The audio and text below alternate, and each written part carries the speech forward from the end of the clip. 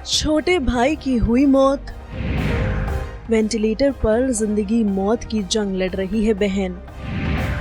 Tarak Mehta actress के पास नहीं है कोई काम। मायके की 7 लड़कियों की उठानी पड़ रही है जिम्मेदारी, तो तंगहाली भरे हाल में मुश्किल से कट रही है जिंदगी। जी हाँ, ये सारी बातें टीवी के famous TV show Tarak Mehta ka Ooltah चश्मा फेम एक्ट्रेस जेनिफर मिस्त्री बंसीवाला से जुड़ी हुई हैं, जहां बीते दिनों जेनिफर शो के प्रोड्यूसर असित मोदी संग विवाद के चलते लाइमलाइट का हिस्सा बनी हुई थी। तो अब उन पर ऐसा दुखों का पहाड़ टूट पड़ा है, जिसके चलते उनकी जिंदगी मुश्किलों से भर गई है। भाई आखिर जहां पहले जेनिफर के छोटे भाई की मौत हुई, तो अब उनकी बहन अस्पताल में वेंटिलेटर पर जिंदगी और मौत की जंग लड़ रही है। अभी तक एक्ट्रेस अपने भाई की मौत के गम से बाहर नहीं निकल पाई थी, और इस सब के बीच उन्हें नई मुश्किलों का सामना करना पड़ रहा है। उन्हें बहन की देखभाल के लिए अपने घर जाना पड़ा है, तो इस समय उनके पास कोई काम भी नहीं है। और अपनी इस दर्दनाक आपबीती का खुलासा भी खुद 45 साल की जेनिफर ने ही किया है। एक बातचीत में जेनिफर ने कहा, मेरी छोटी बहन की हालत सीरियस है, इसलिए मैं अपने होम टाउन आई हूँ। वो वेंटिलेटर पर है और इस वक्त उसे सबसे ज्यादा मेरी जरूरत है।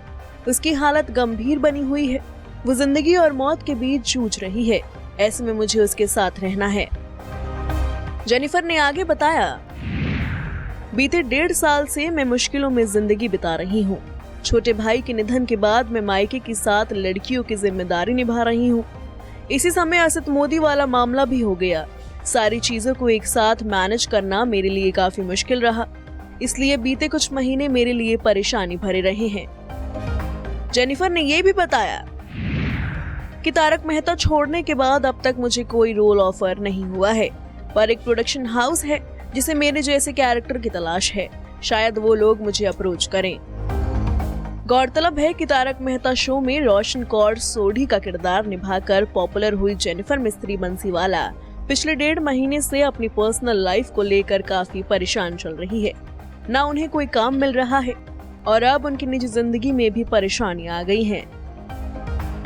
वहीं कुछ समय पहले ही जेनिफर ने तारक मेहता का उल्टा चश्मा के प्रोड्यूसर के खिलाफ सेक्सुअल हैरेसमेंट का केस जीता है। कोर्ट ने असित मोदी को उन्हें 5 लाख रुपए का हर्जाना देने के लिए कहा है, लेकिन अब तक उन्हें हर्जाने की रकम नहीं मिली है। ऐसे में हम यही उम्मीद करते हैं कि जल्द ही जेनिफर की सारी दिक्कतें खत्म हो जाएंगी और वो नॉर्मल लाइफ में वापस लौट पाएंगी। Bureau report E24।